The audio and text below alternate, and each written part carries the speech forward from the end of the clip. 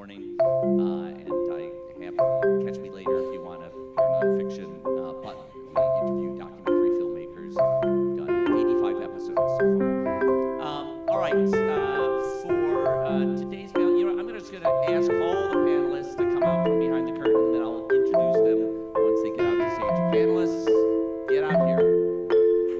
All right. Big Lou, come sit here.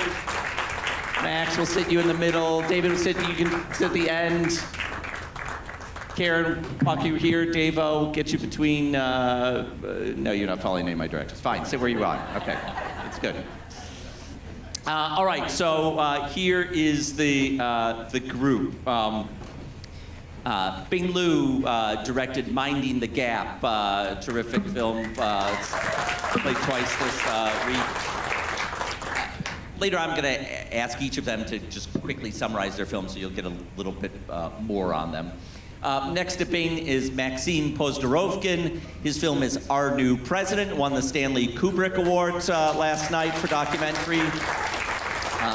It's playing at noon today at the State, so if you like what he has to say, you could run over there and catch it at noon.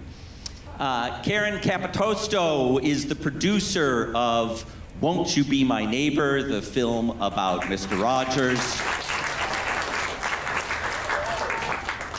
Next to Karen is Davo Wizenant, whose film is Bathtubs over Broadway. And last on the end is David Heilbrunner. His new film is Say Her Name, about Sandra Bland. It's playing, I think, at 6 o'clock today, so you have another chance to catch it. I think that's 3 o'clock. But... 3 o'clock? Okay, 3 o'clock. And if it's 6 o'clock, you'll arrive early. All right. This summer has been a great one for documentary films. Karen's film, Won't You Be My Neighbor, has set a box office record for a biographical film. We've had other real successes in theaters this summer. RBG, the opening night film here at the Traverse City Film Festival. Three Identical Strangers. Lots more. These are films that are, making numbers at the box office that we haven't seen in over 10 years for documentary films. Meanwhile, I'm sure all of you are engaging with documentaries on other, platforms that, barely existed 10 years ago or even 5 years ago. Netflix and Apple and Hulu, along with the, old stalwarts that have been always delivering great documentaries like HBO or Showtime. So, it is a wonderful time for experiencing documentaries, and I think for making them too. In our conversation today, I really want to focus on the creative side of documentary making, more than the business and financial side, although I know there may be some people in the audience who are aspiring documentary makers, may have some of those questions, and maybe near the end we can do a Q&A period, and if you have questions like that, feel free to ask them. But for the purposes of our moderated discussion here, I'm going to be sticking more to the creative side. So let me just ask each of our guests to quickly summarize what their film is about, so you have an idea where they're coming from. Bain, let me start with you. Minding the Gap. So Minding the Gap is it's a coming-of-age story about 3 boys who grow up in Rockford, Illinois. And there's a lot of skateboarding in it. My movie is Our New President. It's the story of Trump told entirely through Russian propaganda, and it's like a 78-minute lobotomy. Mine is the opposite of a 78-minute lobotomy. It's a 94-minute hug, a documentary about the lessons and mission and legacy of Mr. Rogers.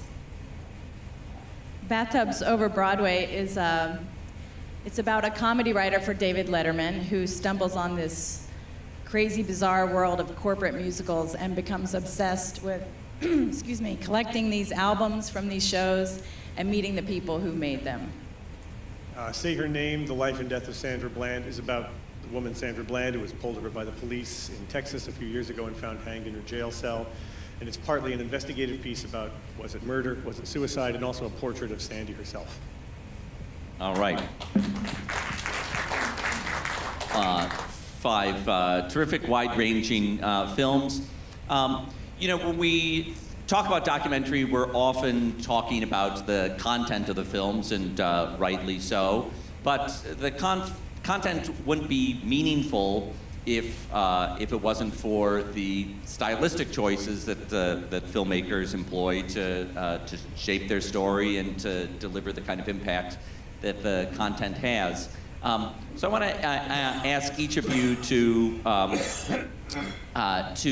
describe, you know, what was the kind of stylistic approach that that you took to your film, you know, as you thought about the story. You know, what were the, you know, kind of visual components that that you felt you had, and you know, and what were you trying to do to really bring your story home? It's maybe David, I'll start with you on the end. Well, in our case, we started filming 5 days. Maybe hold your microphone just a little bit. Okay. We started filming 5 days after Sandy died. So the film, first of all, was a real-time, you know, cinema verite recounting of what happened and what unfolded over the course of about 2 years. And just in case people don't recognize the name Sandra Bland, Yeah. it is, her case was at the time got a lot of coverage. But can you just recap her case? Yeah, Sandy was driving in Texas. She was a 28-year-old, college-educated African-American woman, no really significant criminal record, was pulled over by the police for a petty traffic infraction, and was quickly beaten up by the side of the road, put in solitary confinement in a jail cell, charged with a felony that she didn't commit, and was found hanging from a trash bag 3 days later. You know, the whole country was up in arms, and it became sort of a firestorm around Sandy's family. And right as the firestorm was in full force, we contacted the family and said, we think we should follow you on this journey. Are you okay with that? And they said yes. So, you know, right away as filmmakers, you're going down, you're spending time, you're following the events as they unfold, and you don't really have any idea where they go. But just in terms of style, what we also found is that Sandy had left a really rich catalog of video blogs about racism, police brutality, and trying to spark a dialogue between black and white people in America. So the film ended up folding her story, which was already pre-recorded, if you will, with this, you know, if you will, a police procedural or a thriller about what really happened to her. I should, when David says we, he's also referring to his wife, Kate Davis, who was the filmmaking collaborators, the long history, among their great films, Southern Comfort, that Kate directed. Last year they were nominated for an Academy Award for their short film Traffic Stop, with kind of similar themes. Yeah. All right, Dave, Bathtubs over Broadway. You know, this is a film about you know, Steve Young, who's becomes interested and obsessed with these old industrial musicals. What was your entryway into this film, and how did you figure out how to follow that story? Yeah, that was the challenge at the beginning, was that no one had ever heard of corporate musicals. They were hidden. They were deliberately not supposed to be seen by the public. They were for private audiences of, excuse me, salesmen, distributors at the annual sales conventions. So it was a private world, and the musicals were done just for them, about their company, with the full storyline and, you know, Broadway level talent. So it was, you know, if nobody knows what this is, how are you supposed to kind of get people into it? And I could have done more of like an essay film about, you know, it started in the 50s and it went down in the 80s, but I wanted to get into it through Steve, and kind of people would learn about the musicals the way that he did. So we had experts. I chose not to use any of them. I learned what they had to say, and that informed what I was doing. But I wanted people to learn about the musicals through the people that made them as he goes door to door to try and find out who did this stuff. And then I also use animation and you know, these kind of animated music notes that kind of come in and out as they're kind of his inspiration, you know. How did I find the story? I used to work at the Late Show with Steve Young, the main character, and he sent me a CD with some of these songs years after I left the show, and it had a post-it on it that said, "Welcome to one of my worlds." And the song that got me hooked was "My Bathroom." Yeah. Pardon? My bathroom is a very special place. I'm not going to do any more than that. All right. Later will be industrial karaoke. That's my dream. So, Karen, for telling the story of Fred Rogers, how did you, with the director Morgan Neville, approach that? I should say, as background, for those of you who don't know, Morgan Neville, who directed this film, very well known for 20 Feet from Stardom, that won the Academy Award a few years ago, that Karen also worked as a producer on. Among their other collaborations are Best of Enemies, which I think played here, about the debates between Gore Vidal and William F. Buckley, and The Music of Strangers, about Yo-Yo Ma and his traveling troupe of musicians. Well, Morgan first found this story by a series of conversations he had with Yo-Yo Ma ongoing when we were working on the previous film. And he kept mentioning the name Fred Rogers. Mr. Rogers kept coming up in conversation, which was a little weird. There was Yo-Yo had actually told Morgan that one of the people that was his mentor and taught him how to be a public figure was Fred Rogers, and so that sent Morgan looking down an internet search of speeches of Fred Rogers, and he realized that this is someone I think everybody knows, but nobody maybe really knows. He was an iconic figure on TV, and he had a large audience, but I think nobody really quite knew the real Fred or wondered if that was the real Fred.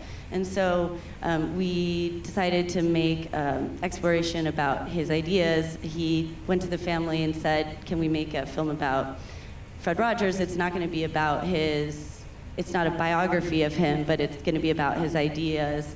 And we really wanted his voice to be the voice that sort of told his own story, because there'd been so much, he's been on television for so many years, and he'd done so many speeches, and he really had a mission that he was working on through that career, and we really wanted to explore what made him tick.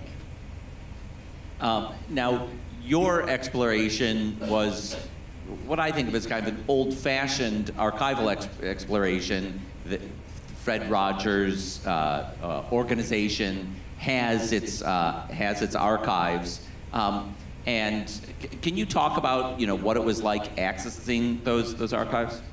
Sure. Once they decided that we could have permission to make the film, they really opened up the vaults for us, and they allowed us access to every show. There was about 900 episodes that he had put on the air, and then there was all these little mini documentaries he'd made for the show, like trips to the Crayon Factory and musicians visiting the show, and every bit of footage that he shot for his own show was meant with lessons for children. So we basically went in and looked through all the material and all the behind the scenes, and our goal was to use the archival footage.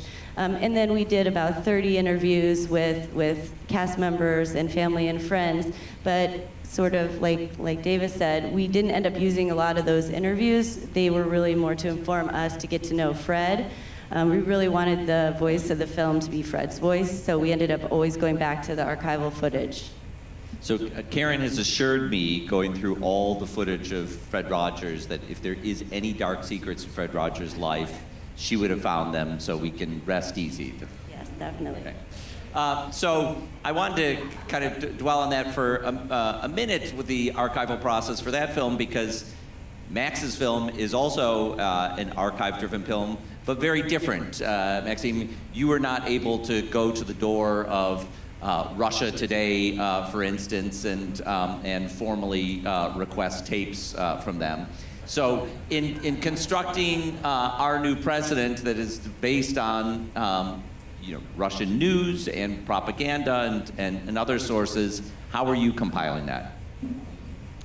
Well, I mean, for me, I think that what I love about documentaries, and for me this is kind of the central point of any kind of film that you're making, is sort of seeing what the material is, and then essentially kind of inventing a form for a film out of that material. And to me, it's like, unless you're kind of doing that, it's hard for me to get interested unless I'm doing that, and I want the form to always engage with the subject matter. So in this case, I wanted to be all archive, because I wanted to make a movie about fake news, and I wanted to make a movie that would just not intellectually explain fake news to people because people understand what it is, but to actually sort of make you feel it and make you feel bad and make you realize why it's sort of corrosive and bad for society. Mission accomplished. Yes, thank you. And in doing that, kind of figuring out what's the right form, the reason that I wanted to, the film is basically all archival and it's all found footage from the internet, and it's built on kind of a dialogue between factual information and television news, and then people in Russian social media regurgitating that disinformation. So I wanted from the beginning, when we started the film like 2 weeks after Trump was elected, I wanted to build a chronological film for this year and have it be built out of this news stuff, but not have a single true statement in it. Because I thought, okay, if you can do that and just find it out of the news, it already says something about the world that we were living in. And the other thing for me that formally as I kept on working, I'm like, okay, yeah, but this is right. I realized that like all the people who were in the movie, all the YouTube people, they had no first-hand eyewitness experience of America. So all the stuff, literally everything that they knew about America came from television. And so in a way, doing it as an all-archival film felt right because it felt like it was almost like a hermetically sealed experiment. Whereas if you think about it just as a kind of counterfactual, the way that, let's say, Russians react to Putin, and they have the media cult of Putin, but it's like a much more triangular relationship because they have historical memory of living in America, they have people that they've grown on, they know what their life was like, and their relationship to America was very different, so it made sense to just make it that pure. Well, we're talking about filmmaking style. Max's next film that I've had a chance to see is a work in progress. Is called The Truth About Killer Robots, which is why I'm wearing my robot shirt today. And he has, as the film's narrator, a robotic voice. But thinking about archives for a second, in the latest issue of my podcast, Pure Nonfiction, I did a long interview with Max, and you tell an interesting story about the Pussy Riot documentary. You had the Pussy Riot, the dissident Russian band. It was put on trial. There were multiple cameras in the courtroom, official courtroom cameras filming the trial, and you were able to access that footage for Pussy Riot, but can you tell a little bit more about your ability to access that footage? Well, my panic about Russian media, I've always been fascinated by propaganda, but my panic really started in 2013 when the guy who's sort of a star of our new president, he's a guy named Dmitry Kiselyov, who's literally the most powerful media figure in Russia. And to give you kind of a perspective on how popular he is, it would be if like Sean Hannity was twice as popular as he actually is, and then on top of that, he was put in charge of running AP and Reuters. So there was this massive consolidation of the news that happened, and this guy who has many colorful lines, but he used to say, I think his most famous one is that he suggested that when gays are involved in car accidents, their hearts should be burned and buried as a certain kind of preventative thing. But anyway, so this guy's in charge of all Russian media. And what happened before this consolidation is that there was a fairly independent organization called RIA Novosti, which was closer to like AP or Reuters, and they did all the court coverage. And because of that, they weren't really considered mass media, and so they could operate fairly independently, and they were in charge of filming court proceedings. And so they actually had the footage of Pussy Riot that I was able to license. Now, as we were finishing that film for Sundance, this consolidation that I just mentioned earlier was announced. And as things, a lot of times the contracts get dragged out, so we didn't have signed contracts for any of this material, and we needed to get it in high res. And so I knew if he was coming in, it'd be dead. So we managed to sneak it in and get it in right like at the last moment, because literally like 2 or 3 weeks later, I know other people that tried to license this footage, and then like that vault was completely closed. And so that's kind of how this movie came to be. You know, it's something for us all to think about is footage and access to footage. This weekend I heard Dick Cavett and the person who runs his archives, Robert Bader, were on this stage talking about that archive of Dick Cavett's old shows, which if you watch a bunch of documentaries, you see them come up again and again. In the film about James Baldwin, I'm Not Your Negro, there's a Dick Cavett interview with James Baldwin. In the Jane Fonda film here this weekend, there's a great Dick Cavett interview with Jane Fonda, and the Janis Joplin film, et cetera, et cetera. And they were saying on stage here a few days ago that there are 2,500 Dick Cavett shows in the vaults that are accessible, and they've packaged a lot of those shows in DVD collections so far, thematic DVD collections.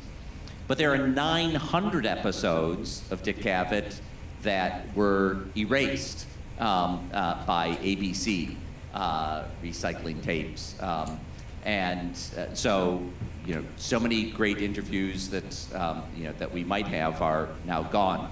There was a utterly fascinating asterisk to that of the films that were erased is that Richard Nixon had an obsession with the Dick Cavett show because so many of his critics were on it, or sometimes he'd just be interested in a guest like Ted Williams, and so Nixon would tape some of the shows on 2-inch tape, and they exist in the Nixon library. So some of the shows that were thought to be lost by ABC have now been found in the Nixon archives. I did not know that. You know, it's something. You know, all of you have your local TV stations, and you know, and then that is a kind of real crisis in what's happened over at local TV stations, and what they've kept and what they've thrown away. So a little aside, since it's such a tool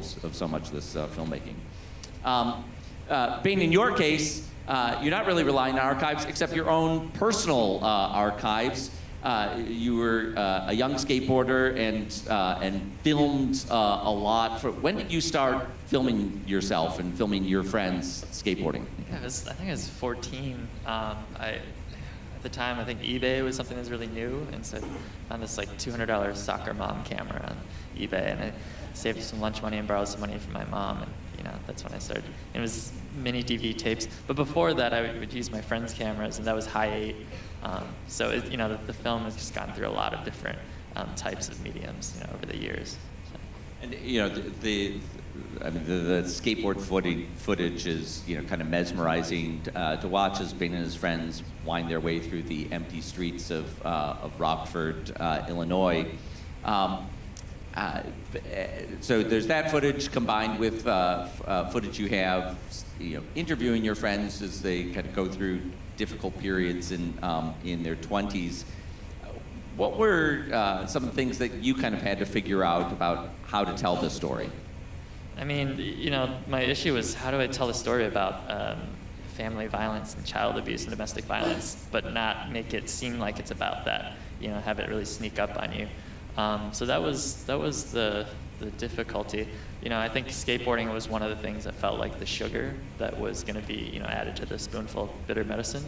And so, I had to figure out a way to shoot skateboarding that I hadn't seen before. And then digging into all this archival footage didn't really happen until the last year of post-production, and I think that was a huge step in making people feel like, this is a longitudinal coming-of-age story, and you're really watching people grow up. And these themes I just listed are part of that experience, but it's not what the film is about completely, in a topic sort of sense. So for people in the audience who maybe have their own box of mini DV cameras, or maybe reels of 8mm film footage from a different generation, I wonder what you and now cell phone videos that you hope the iCloud is backing up somehow.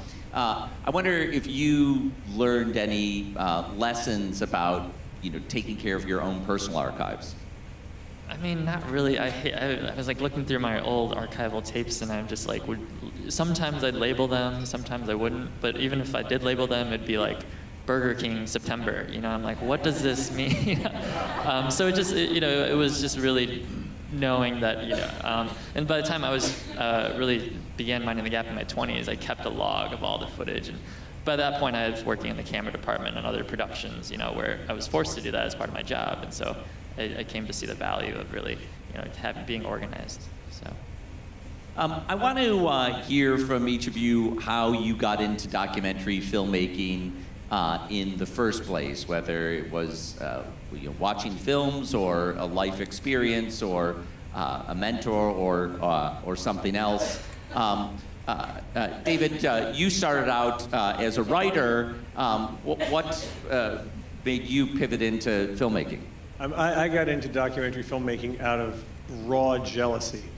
I used to be a prosecutor in New York City, and I did it for a few years and really felt disaffected with it. I really wanted to do justice, and I was incredibly bummed at how hard it was to actually accomplish that in the real world. So I quit and I started writing books.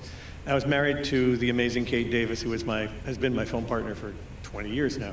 And she was off making some early documentaries, and I was looking at how powerful and how powerfully film affected people. And you could be in a room and watch people react to what you did, whereas if you write a book, you might get a fan letter.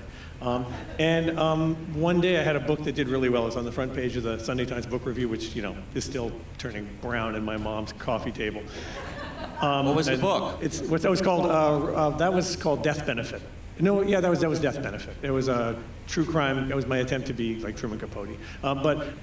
So I got invited to this lunch, and I sat next to the head of, because I was famous for like 2 seconds, and I sat next to the head of A&E Television. He said, "We need people like you to make movies, because you really know stuff, and you're not just a filmmaker. You have a real world experience." He said, "Here's my card. Come make movies." And I said, "Maybe." And I called him up a few months later, and I said, "Okay, I'll do it." I came in, he gave me a contract to make a movie, and I came home to my wife, and I said, "Help, I don't know like one end of a camera from the other." And she and I teamed up, and that was 20 years ago, and I never looked back.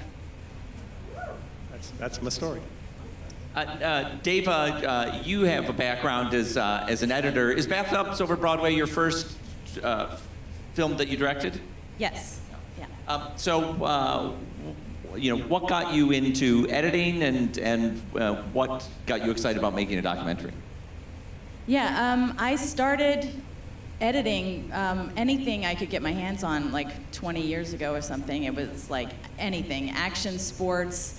I did sofa commercials, I was like flying sofas around on screen, $3.99, like whatever it was, that I could edit. And I did a lot of TV, I did reality shows. I mean, I did anything I could. There's some narrative films in there, a lot of indie stuff. And documentary for an editor is obviously the most satisfying thing you can do. I mean, you're crafting the story, you're finding the story. So, it was. And you get paid. It's like a real gig. And you get paid. Yeah, you're one of the few people in documentary that gets paid. So yeah, that's my passion still, And so what was the transition from editing to directing like? I mean, as an editor, like, your existence is basically thinking in your head what a lousy job the director did and trying to fix their mistakes. Oh my God, that's so true. Yeah, no, it's, that's the best thing too about this whole process is if you start at the beginning as a PA, working your way up, doing every single job, you get a healthy respect for what that person is dealing with on the other side. And so that's been the big challenge being a director is like looking at the footage and going, wow, you know, the editor in me still judges what the director did. God, you know, why'd you shoot it like that? Jesus.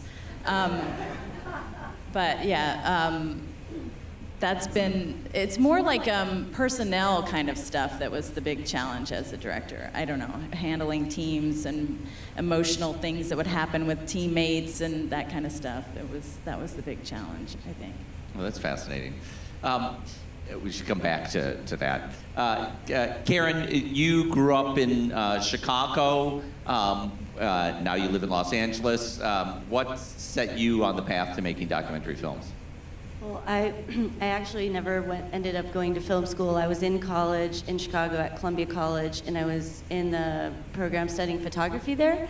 And I guess the contemporary photographers that I was most drawn to and I kept coming back to were the documentary photographers from the 50s, 60s, 70s, Winogrand, Danny Lyons, Robert Frank, that era of photography. And so basically I worked at a great little museum in Chicago, and I ended up going into the art world as a gallery person and trying to maybe become a curator or something. I wasn't sure, but I was still constantly looking at the documentary photographers, and I ended up doing a documentary workshop for photography out in Aspen with Danny Lyons, and I kept becoming really obsessed with documentary through that.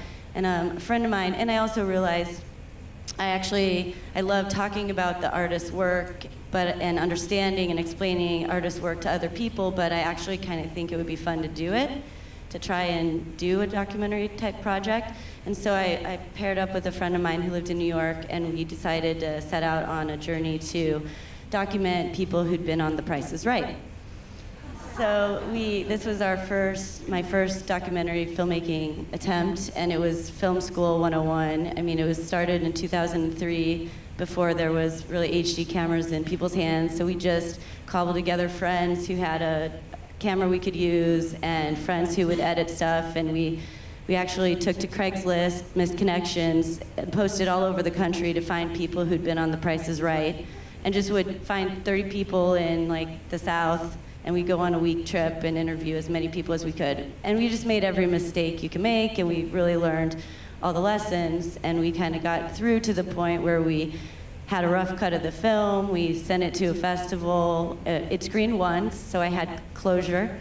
But we never ever had funding. We had to learn every step of the documentary making process, from what cameras do we use, how do we shoot this, how do we light it, how do we do sound, how do we get money, how do we convince people to talk to us, how do we edit this, who do we try and sell it to, what do we have to do? And we got as far as we could. We never licensed the footage from CBS. It would have cost like $200,000, which we never had. So we ended up having to put it on the shelf after that one festival, and it became my calling card to get a job. And then I thought, I didn't do everything right, but I didn't do everything wrong, and I figured out how to do it. And I learned that I really liked the process of problem solving that it takes to produce a documentary, and I just kind of wanted to do it more and more. And then a few years later, after moving to LA, trying to finish that movie, I knocked on Morgan's door at Tremolo when he had a job position opening right at the beginning of 20 Feet from Stardom. And I found in the job with Morgan an experience. Wait, you applied for the job and you didn't get it? Well, that's another whole story. Yes, that's a good story. But 3 weeks later, I got it. And he took me under his wing in a bit of a way, and I really knew I needed someone who was experienced, because I knew all the mistakes I made, but I didn't really still know how to do it better. And I wanted to work with someone who was an experienced documentary filmmaker and just learn from the beginning again with them. And that was 20 Feet from Stardom, which after that film came out and did really well, we've been busier and busier every year. So I've just grown and learned the role, and I've learned how every film, how to do it a little better next time. So here we are. I'm glad you took the time to tell your story about the Price is Right documentary, because the experiences of the films that you're seeing here at the Traverse City Film Festival, those are abnormal experiences. The fact that these people have,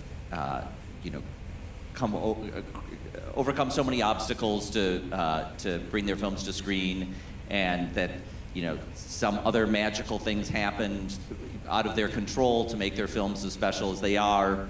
That is an abnormal experience. A normal experience in making a documentary film is that you spend months and months and years of time, a lot of money, a lot of wrong turns along the way, and you show it once, and that's as far as it goes. You had a great closure joke. And you, but it's important to reflect on that, and it's great to hear that you got some experience out of that, and that you can appreciate the life experience that you got out of it, and that it did lead you along the way. So I want to highlight that.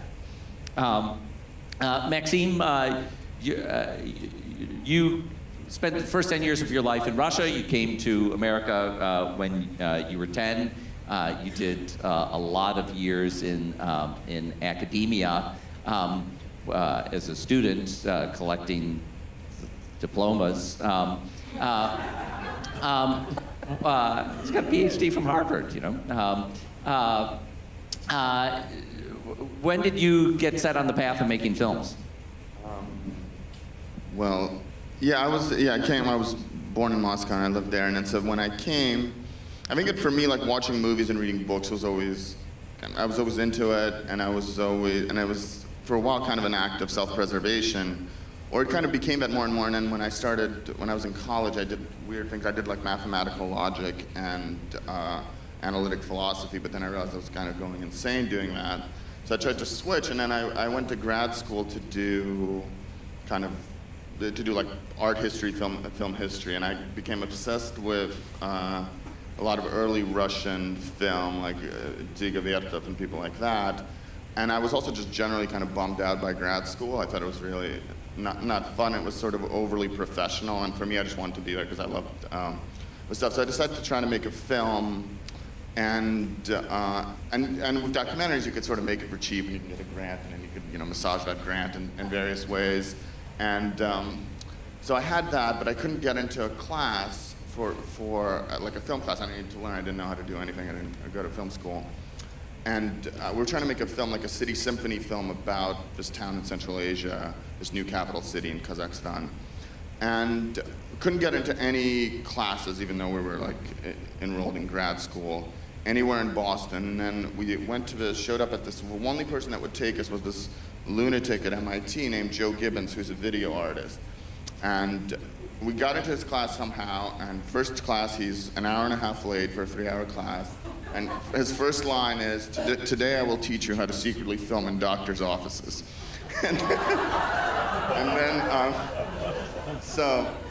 So I was immediately charmed, and then he goes, "But your first assignment is going to be, I want you to go out there and fall in love.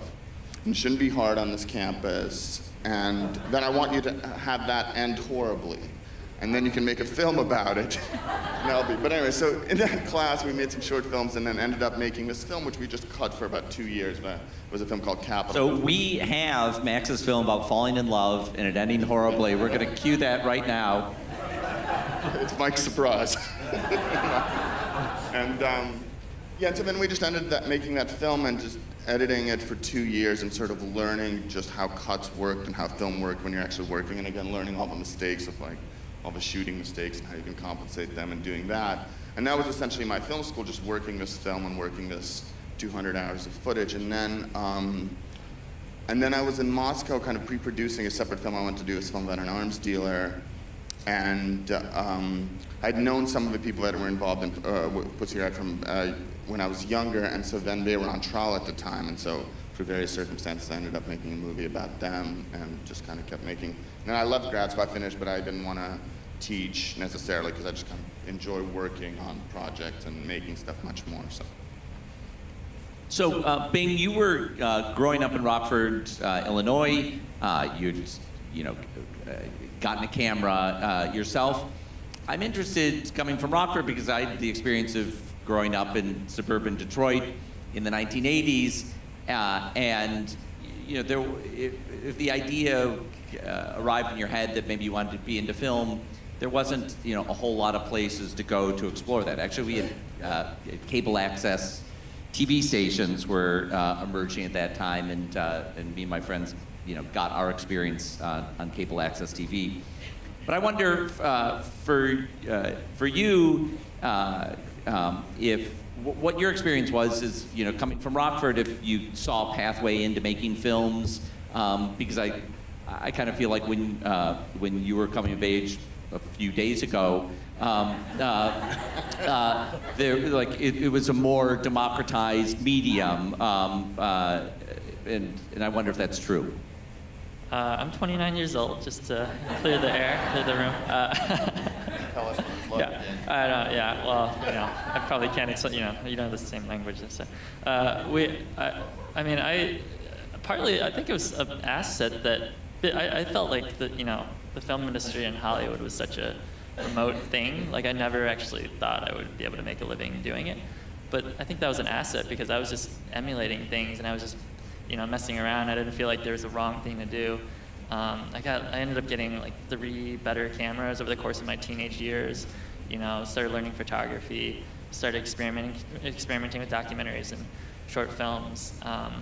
I watched the movie Slacker, and I just I emulated that film by getting a bunch of freaks and geeks in Rockford and just having them sort of act. And then when I was 19, I moved to Chicago, and I went to school to become an English teacher. And I spent time in Chicago public schools, and I was like, I don't know if the change is going to happen by me being a teacher. I don't know how much change I can. But at the time, I had gotten a job. That's what you were going into being a teacher, hoping that you could make some good. Yeah, make some change. Yeah, do some good in the world. And then at the time, when I was 19, this guy who had moved to Rockford to start a family because it was a lot cheaper to buy a house there. He had worked on all the big Chicago movies that shot there, like Spider-Man and Batman and stuff. And he needed someone to help him with his little commercial company. And in him taking me under his wing, he taught me everything I knew in the more industry sort of sense. I learned lighting and camera from him, and he eventually got me in the camera union, and I was able to go on to work in productions. And I didn't realize when I was 19, I've been washing dishes for my whole, all my years, and I didn't realize for the next 10 years I would just be freelancing in film. So. Beats washing dishes, barely. So, you talk about wanting to make some kind of change in the world, and I think that is a big motivator for everyone who makes a film. And I'd like to ask each of you about experiences you've had seeing your films make a change, whether it's in an individual or to you or starting some other kind of dialogue. And Bing, let me begin with you. Your film opens up these conversations with young men that we don't hear a lot, talking about sensitive issues that lots of times young men shut down around. The film had its premiere at the Sundance Film Festival in January. It's been playing some film festivals since then. It's going to be coming to Hulu in a couple weeks on August 17th. Am I right? So what is, what experiences have you seen of where you can feel your film making some kind of change? This one guy at Full Frame Film Festival, he was a journalist and he wanted to meet up the next day after seeing the film. And so we met up for coffee that morning. He wasn't planning on writing about the film or anything, but he just wanted to tell me a story. He said he watched the film, then he went home to his pregnant wife, and he was like, she had to stay home. She was due any day. And she was like, how's the film? He was like, it was really good. And then he went to the kitchen and poured himself a glass of water and drops the glass, and he breaks down crying on the floor. And his wife comes over and she's like, what's going on? He's like, I thought that, my terribly abusive father was something that was in my past, but seeing that film made me realize it's not in the past. And I just really want to promise to you and to our family that I don't want to be that same guy. And then as he's telling me the story, he starts getting out his phone. He's like, I'm gonna start writing about this film now. I've decided that this is the film I'm gonna write about. And then the next day, he emails me and he's like, my child was born last night, and so he sent me this photo of this child, and and then he wrote this long piece detailing exactly what I just told you. So I feel like I think a lot of people have talked about emotionally how they've been touched by the film, but I think I'm seeing actually a surprising number of new fathers who are really responding to the film and wanting to think about how important it is, their role for their child.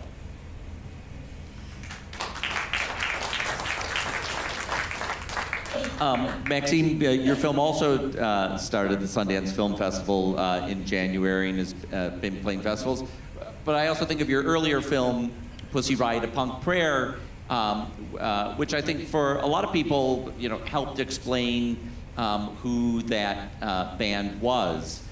So I'm curious, from any of your films, you could draw an example, where you feel like you've seen the film make a difference. I mean, I think that with Pussy Riot, I think it made a difference in terms of keeping their name in the spotlight and sort of circulating as they were in prison, and I think that helped in a small way, and I think that, again, getting that story, and I really thought it was so inspiring. And with this movie, I've loved showing it because I love the extent to which it just completely surprises people and messes with their heads and just kind of leaves them destroyed at the end. Because, I don't know, the last few years I've just felt like so that the act of sort of empathizing, while wonderful, is often very, very narcissistic. And so we kind of congratulate ourselves on those kinds of feelings. And I think that a lot of times, there's fantastic documentaries, but there's a lot of documentaries that really push that for us to feel like we've accomplished something by watching it or by empathizing. And, and it's sort of, and you see it everywhere in culture. It's like the idea that you could learn, theoretical physics by watching a TED Talk or something.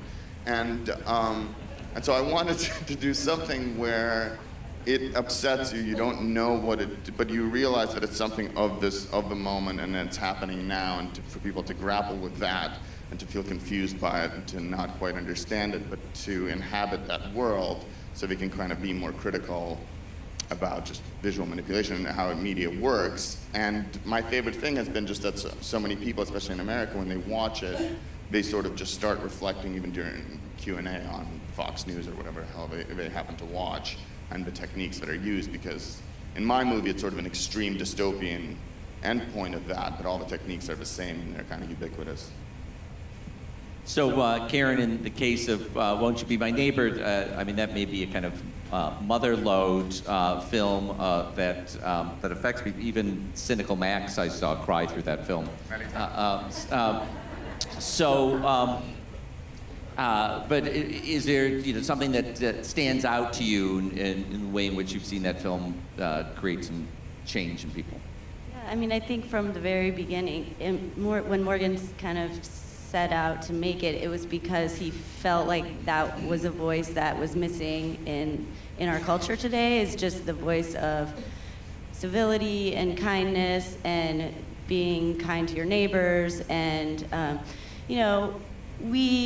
think we thought we were just gonna make a very long, slow movie, and we would take our time with it. But the second we started talking about it to people, there was an instant almost need for the film and for the voice. So his instinct was really right. And as soon as we started, pitching it and trying to get money for the film and then making the film and talking to people, from the very first moment, it was like people's hearts were just starting to open up. And then we finally finished the film and showed it to people, and it seemed like, I think it maybe even took people by surprise how much we were kind of missing a voice of kindness to be a model for us and for others.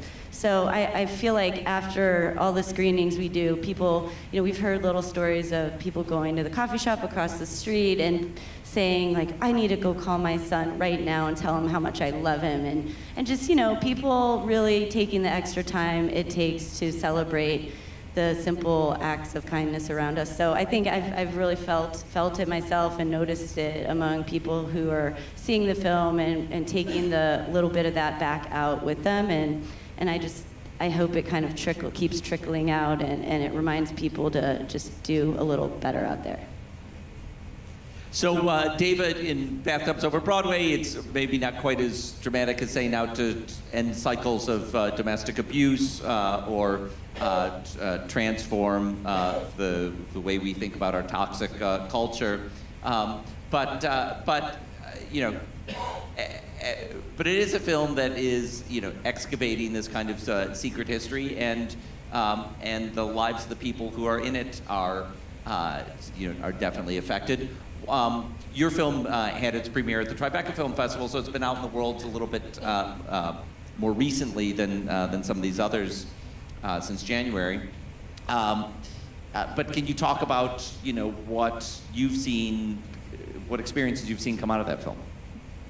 Yeah, I mean, I think everybody wants to feel appreciated for the work that they do, whether you're making an automobile or a musical or you're a comedy writer. You know, if you're doing good work, you want to be appreciated for that. And so our film really deals with that. And since we've put it out there, I mean, we've got people in their 70s, 80s, and 90s who did these shows, and they thought no one would ever care, no one was ever going to know about it. No one, you know, it was just, I did this work and it was great, but only those guys at that show will ever know it. And so it's been really cool to have those people involved in the film see the film, and to have them come on stage and get standing ovations. And so on that level, it's been really rewarding. And also just, I think it's, you know, people who watch the film come away with this feeling that, you know,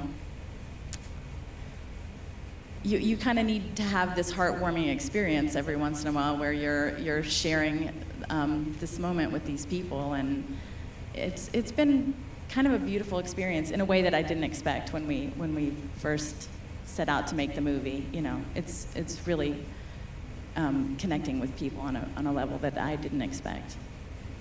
David, in the case of Say Her Name, it also had its premiere at the Tribeca Film Festival in late April or May, and hasn't had a lot of screenings yet. We're very privileged to be seeing it here at Traverse City. It's going to be coming to HBO later this year. So I don't know if you want to draw an experience from that film or another film that you've worked on that stays with you. Well, no, I can talk about Say Her Name, and you know, there's always at least two levels of ways in which you move people, and I mentioned cinema verite before, but you know, my wife and partner and I call it what we do often cinema therapy. You know, you give somebody who the world doesn't listen to, they don't go on TV, they're not a celebrity, a chance to really be heard. And people open up in a way that really is transformative. You feel it after you've done a really good interview. People cry, they tell you things that they didn't expect to tell you, and you feel like you've made a difference in their life just by giving someone a chance to be listened to. And that certainly happened with the Sandra Bland film, but on a larger level, and HBO has sort of held us back from doing more screenings, so there'll be a limited theatrical release, so it'll play in about 5 cities and then go on the air in December.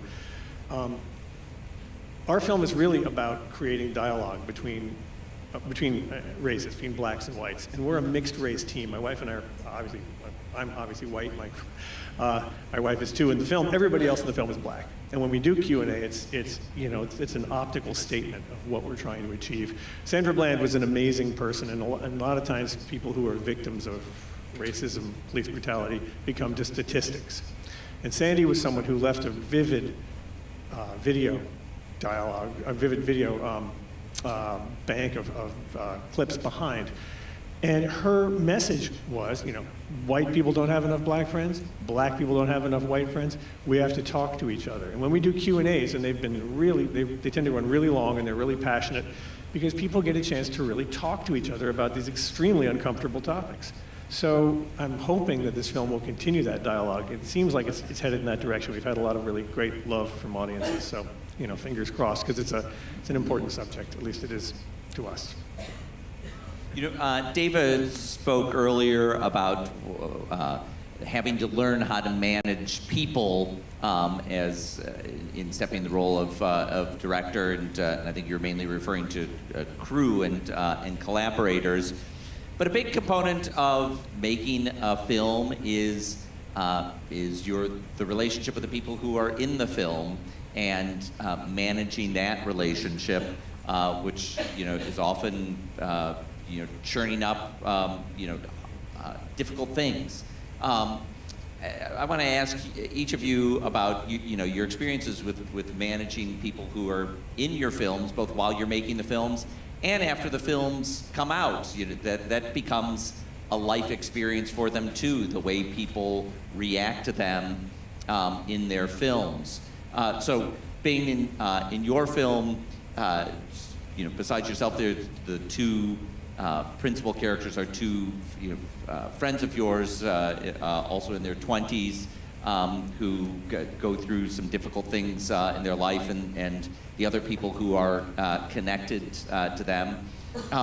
Can you talk about how you learned how to deal with them in the process of filming, and since the film has started to come out to audiences? Part of it was I didn't really pretend like there was this fourth wall and it's like, I'm filming you, don't talk to me. It very much felt like I was hanging out even while the camera was on my shoulder. Sometimes I would just be hanging out with the camera on my lap, and it would just be it would just feel like we're spending time together. So I think there was a very blurry line between, when are we filming and when are we just spending time together and building relationships. But it was a cinema verite film. We shot a ton. Only 90 minutes made it in over the course of 5+ years. I think over time it was just being transparent about the process. I told them we were going to show them the film before we picture locked, and we did. We had conversations both on and off camera about how they felt like things were going. What are you getting out of this film?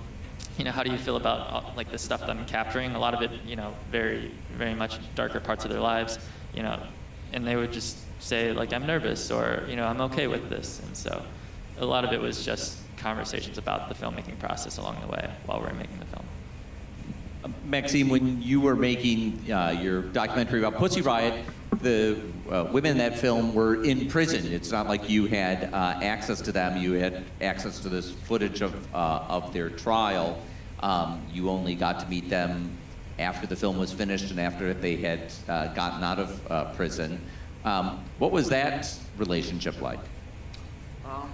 Well, broadly, kind of my favorite thing about documentaries, I remember when doing kind of small journalistic work, there was this I always felt that the way that the turnaround was so quick and you could kind of shut the door, and I always felt very uncomfortable with that because it almost would introduce this potential to be very cold into this kind of plausible deniability. And with docs, just it takes so long to make them, you basically always end up not necessarily being friends, but you have a full fleshed out relationship. And with that, it was a wild time. It was when shortly before the Olympics, when Nadia and Masha were released from prison, I flew to Moscow and we kind of met with them first day. And this was after having spent a year and a half just having all this footage of them and knowing every single line that they could say. And then you meet them in person, and it's this very uncanny feeling of them going off script, and you realize that it's a kind of ridiculous feeling, but you kind of have to live with that. And yeah, and then we've been friends ever since. Again, we collaborate on stuff and have done videos together. But for me, it's that long relationship, and the fact that it has to be it's almost like a family relationship, because it's not quite friendship, even though it has that. You know how to spend a lot of time together, you have all these things. But so to me, that's sort of the best thing about it. So it reminds me, the filmmaker Andrew Jarecki, who made Capturing the Friedmans and then The Jinx, the HBO series, told the story when he was starting out making his first film, Capturing the Friedmans.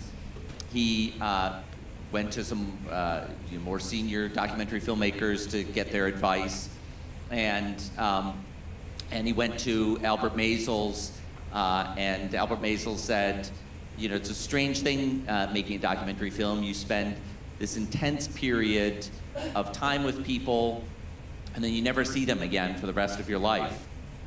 And then Andrew went and he interviewed Barbara Koppel, whose film Murder in Mansfield was playing here this week. And she said, it's a strange thing making a documentary film. You spend this intense period of time with people, and then they're in your lives forever. And it was two, I think, both equally valid, but different takes on the experience. Karen, in Won't You Be My Neighbor, Fred Rogers is a figure that we know, but I think one of the wonderful things about that film is getting to know better some of the other people in that world who maybe we didn't previously have access to. I specifically think of the actor who played the black police officer, Mr. Rogers, whose name I'm forgetting, Francois Clemens, yeah. Officer Clemens. So what's it been like for some of the other people who are in that world to get that attention? Well, yeah, this is one of my favorite things about making documentary, right? You meet all these people and you ask to interview them, and you kind of have an idea of why you want to talk to them, and you get to know them. Maybe you interview them once or twice, but what they don't, and so they're getting to know us also while we're interviewing them, and they are kind of sometimes reluctantly along for the ride. I mean, they want to do it, but they also kind of don't really know what we're really doing. And I think that ambiguity for them is there the whole time until they actually see the movie, to see what you've kind of done with their interview and their words. And what they don't know is that, we've only met them maybe 3 times, but we've also seen every single thing they've ever done in their life. And we've edited with it for months. And so we, on the filmmaking end of it, kind of feel like we really have gotten to know that person, whereas then they still kind of don't quite get us or know us yet until they see the final film. And it was sort of like that with Francois, and it was like that with some of the backup singers from 20 Feet from Stardom. I mean, they really were trusting us and going along with the interviews and for the ride, but they didn't quite yet know what was going to happen until they saw the film, and then they really understood kind of, that we actually did get to know them. And I think when we see them at festivals for the first time and show them the film, you're kind of, from my end, I always seem like I know them, and they're kind of like, who are you? You're really weird. But then they see it, and then the experience has been the same every time, where after they kind of understand what we've been spending our last year doing with their story, hopefully they like it, and then we become friends for a good long time after that. And I think then there's a real mutual respect after that. But Francois was the same way. He was such a bigger than life personality, and yet he didn't quite know if he should trust us yet until he saw the film. And I just got a call from him the other day saying, have you guys forgotten about me? Because he really enjoyed the process of, after he saw the film and then being on stage talking about it and reliving the experience from when he was on the show, and reconnecting with old cast members and friends from back in those days, and just hearing from people who finally are kind of remembering him, revisiting him, and sending him love on Twitter and emails and things like that. So it's always a great experience, but it's a little weird in that trust building with the characters. You have to have it in order to make the film and get authentic stories from them. But I think they don't always quite know where you're coming from until they see what you've done. So, Deva, in your case, the main subject of Bathtubs over Broadway, Steve Young was a work colleague of yours. I think he's here in the audience, or he's in the green room eating all the food.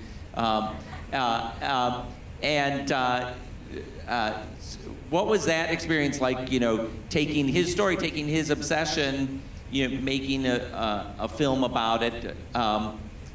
I think one of the experiences that everyone goes through in making a film is that it takes longer than anyone expects it's going to. I don't know if that was the case with yours, but one relationship to manage is just like letting the people whose time you've taken to interview them and spend time with them to know that I'm working on it. It's gonna come out. Just hang tight.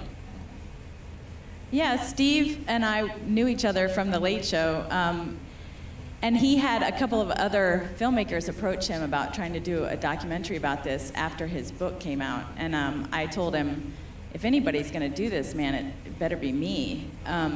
So when he said yes, I felt this responsibility to get it right, And I told him this is going to take a while, too. It's going to take years and years. But still, I don't think he expected or we expected it would take as long as it did, even though 4 years in doc terms is not that bad.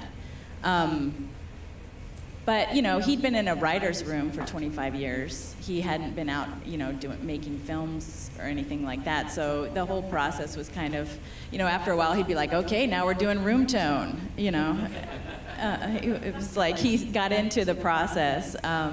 So that was pretty fun. And yeah, it's been a pretty easy thing with him, though. I mean, he's just so pumped to have this out there. And really the other people in the film, these older people that we've interviewed, they've become quite dear to me. So it's more like a big love fest for us, you know. I want them to be able to experience this as much as they can with, you know, in theaters and with people. That's, you know, it's mostly just been amazing. So, David, in the case of Sandra Bland's family, you said that you reached out to them, you know, within a week of her death. It's the worst time of their lives.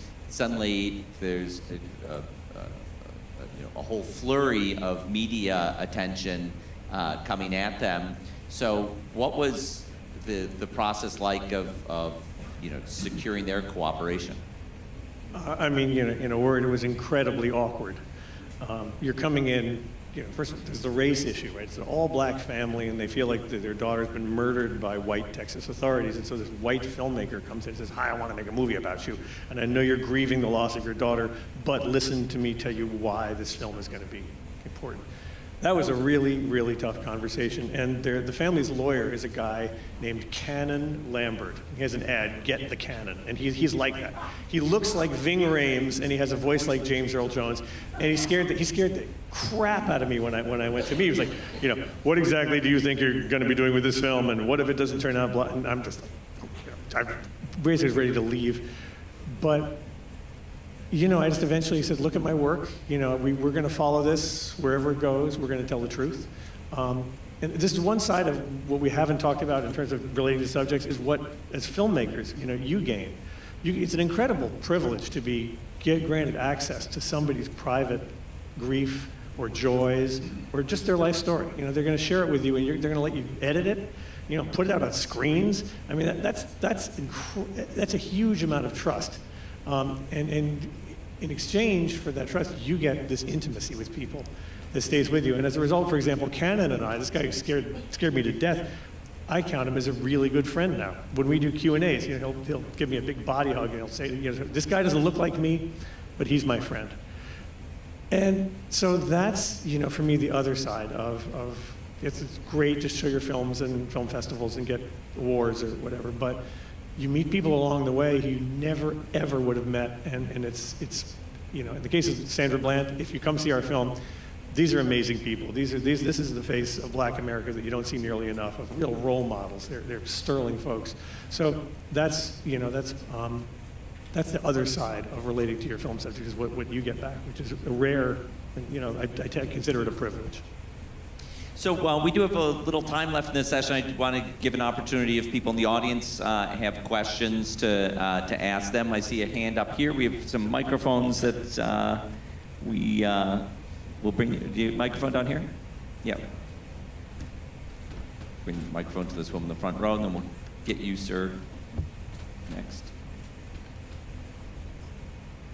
So this is jumping off to the question that's been in my mind. You have this Just hold the microphone closer. close relationship with the people that you're filming about, and you're having these interviews and they're exposing themselves.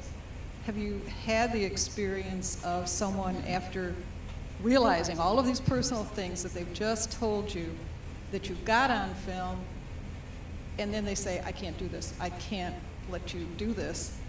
How do you handle that, or do they resign a release and do that? Throw that out to anyone who's had the experience of someone that you've interviewed having second thoughts about it in small or large ways. I'm going through it right now. We have a film about kids of really, really big musical stars, like, you know, like Stephen Stills and James Taylor. we were asked to make this film, and the kids really opened up to us about the issues. And then after the filming, they realized, God, I'm talking about my mom and my dad, and you know. We promised before going in there, and I've really never done it in any other film. I said, you know, if we have to cut stuff out, we'll show you the footage, and we'll cut stuff out. And Were your fingers crossed behind your back?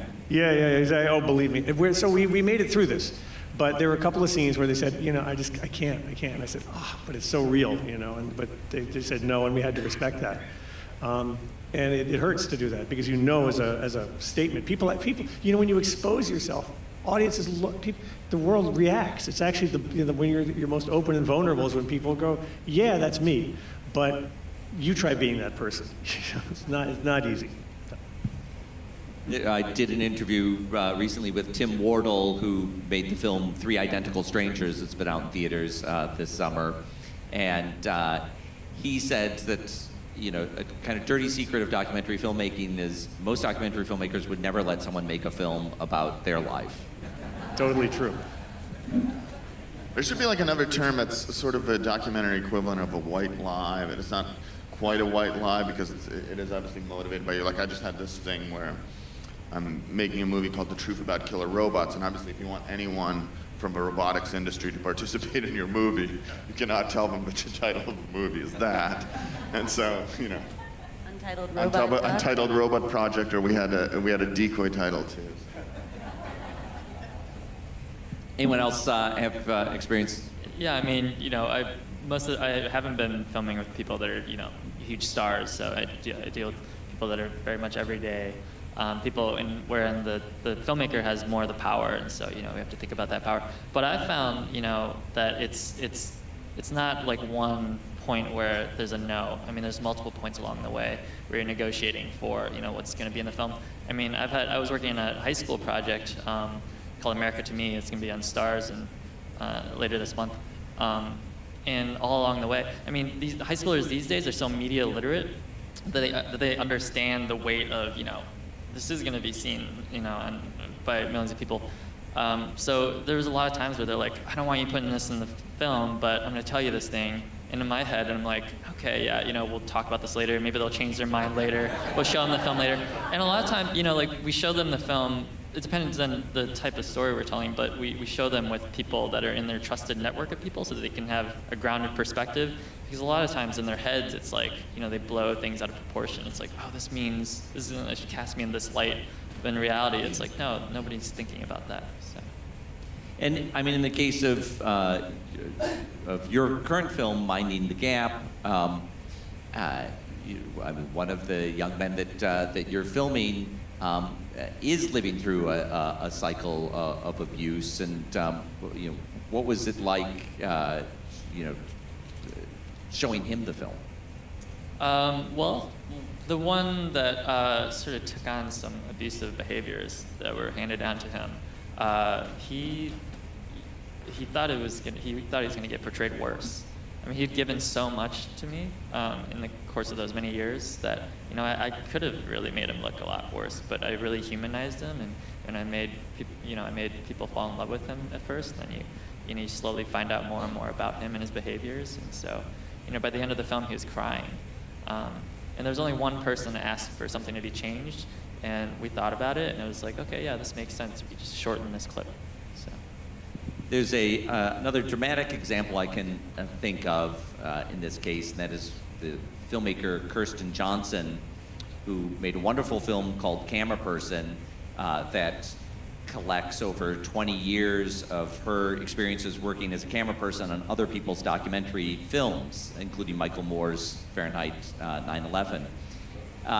And Kirsten had been making a film that she was directing herself about a woman in Afghanistan, and she had spent 2 years making this film. She finished making the film, and the woman had second thoughts and felt that, like, having that film out in the world would be putting her life at risk, and Kirsten had to shelve the project, even though she'd spent 2 years making it. And it was, in fact, going through the process of shelving that project that got her started making her film Camera Person, because it made her think about all those relationships. I strongly recommend the film camera person. I always have a good interview with Kirsten on the Pure Nonfiction podcast where she talks about some of these things.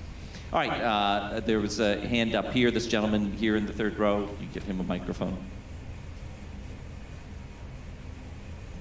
First, I have a suggestion, and that is have this panel much earlier in the week so that there's 5. I've only seen one, but had I been to the panel earlier, I might have said, gee, can I... Well, you can go see Max's film at noon, our new president, and you can go see David's film at 3, Say Her Name. So. Okay. The question I have is, how many films can you work on at the same time? That's a good question. Most documentary filmmakers are juggling several things at once. Karen over at Morgan Neville's company, Tremolo Productions, you have multiple things going on. Can you talk about some of the things that you've done simultaneously and how that works out? Sure, yeah. We have a pretty small company, but we tend to do multiple projects at once, and every time we have a new project starting, we bring on a whole team of collaborators that we work with regularly to help focus only on this project and on this project and this project. So when we started the Won't You Be My Neighbor, we, like I said, expected it to be a bit of a longer project, but it just took on momentum. So we already had another film, feature documentary, in the works that was already started shooting. It's called They'll Love Me When I'm Dead, which now we're just finishing. It's a film about Orson Welles. It'll be out in the fall. And then we also started a series of documentary series for Netflix called Ugly Delicious. It just so happened that they all when Netflix greenlights a series for you and says go, you kind of go. You don't say I have to wait a year or two to make this. So we juggled multiple things, and it was a really busy time, but we managed to bring on enough people to do all of them at once. And then they all kind of ended at the same time, so now we have a little lull between projects while we're getting a few of them out in the world and developing the next ones that are going to start next year. So you just have to kind of negotiate best use of your time and team and bring enough team members on to get things done. But a lot of documentaries take a lot more hand-holding, and sometimes you can't really do more than one thing at once, and I think it just depends on the projects. And the funding, because Sure. I can overlap projects when one is having like a funding, you're searching for funding so you can't be shooting. So I did 2 trains running as a producer and editor while I was also fundraising for Bathtubs over Broadway. So you kind of, you get money so you can shoot and edit, and then you work on this one, and just it balances out that way too. Yeah, and just depending on who's funding it and what their priorities are, that kind of dictates when you have to have it done by. So there's a lot of factors in how all the projects fit together. Okay, we got 5 minutes. I want to squeeze in one more question. We'll get this lady in the front here. Yeah, for several of you, Tom mentioned distribution platforms, but Dava and Maxine, where can we see your film after? We're working on it because my movie is highly, highly illegal. Like, it's basically, it's both the reason why fair use should exist, and also it's incredibly difficult to get it legal. So we're going to release it in the fall, but I think we're very close to having it be, because I mean, it's it's not all stolen, but but what? It's going to be on all of them, and I think we're going to do like a release in the fall. It's going to be on Amazon and iTunes and on a lot of them. And it's also short of it that you could watch. It's 12 minutes long. It's online now. And so just to recap, Bing's film Minding the Gap is going to be on Hulu as of August 17th. Won't You Be My Neighbor is playing in theaters around the country now, and what will be its next iteration of coming out? September 3rd, I believe, on iTunes, and the DVD will come out at the end of August. Bathtubs over Broadway, you're still